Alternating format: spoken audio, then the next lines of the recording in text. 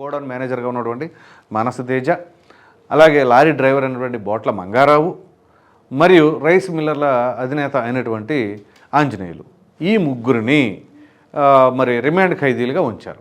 ఈ తరుణంలో పోలీసు విచారణకి ఒకరోజు కావాలి అని చెప్పేసి పోలీసులు న్యాయస్థానాన్ని ఆశ్రయించడంతో వాళ్ళు పర్మిషన్ ఇచ్చారు. నిన్న పోలీసు విచారణ మచిలీపట్నం పోలీస్ స్టేషన్ పరిధిలో జరిగింది.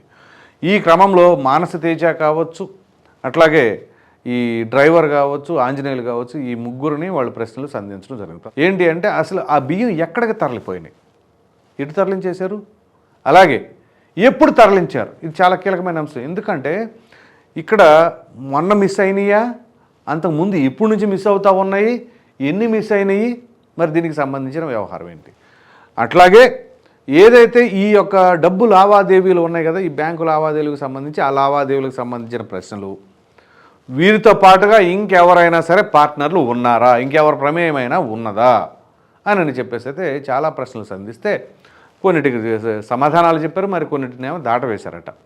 సో ప్రధానంగా వాళ్ళు చెప్పే సమాధానాల్లో ఏది అడిగినా కానీ ఆ ప్రశ్నలకు వాళ్ళు చెప్పింది ఏంటి అంటే ఏదైనా సరే పేర్ని నాని గారే చేశారు మొత్తం.